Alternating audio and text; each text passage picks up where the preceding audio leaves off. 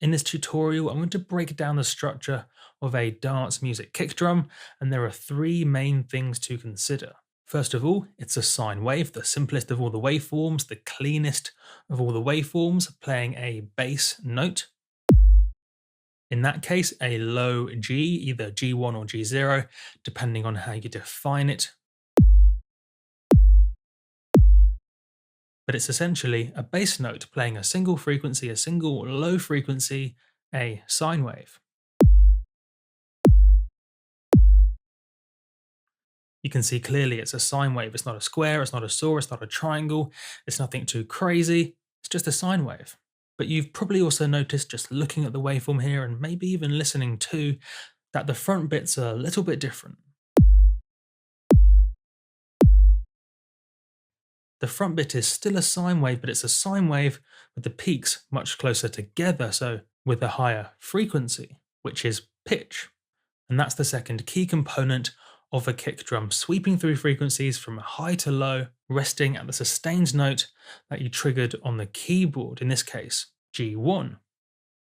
You can see the pitch envelope is 75 milliseconds, so it's taken 75 milliseconds to sweep down from the initial frequency to the sustained frequency, or the initial pitch to the sustained pitch, depending on how you want to look at it. And it's this component which is primarily responsible for making it sound like a kick drum with punch. Otherwise, it pretty much just sounds like a bass note and not an actual kick drum.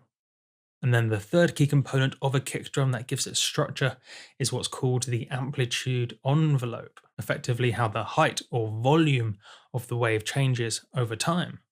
You can see the kick drum sustains at maximum amplitude for that duration, and then it tails off, sometimes called the decay. But how exactly do you put this together? How do you create a kick drum keeping in mind these three key components? Personally, I like to use something called Big Kick, a plugin called Big Kick.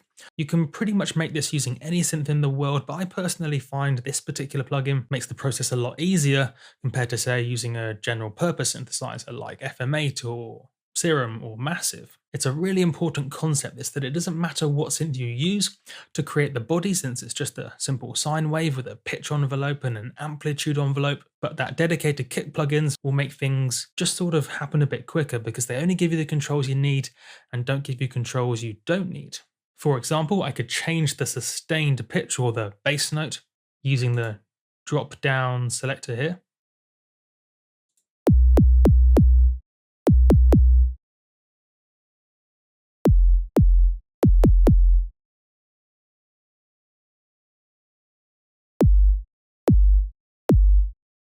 I can change this pitch envelope, this pitch sweep, setting the start frequency.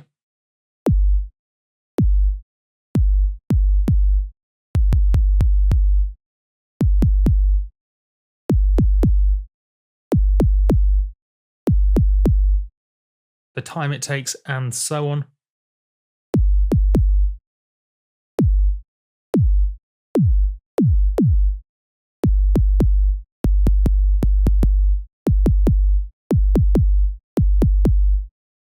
And of course, some simple controls for the amplitude envelope too.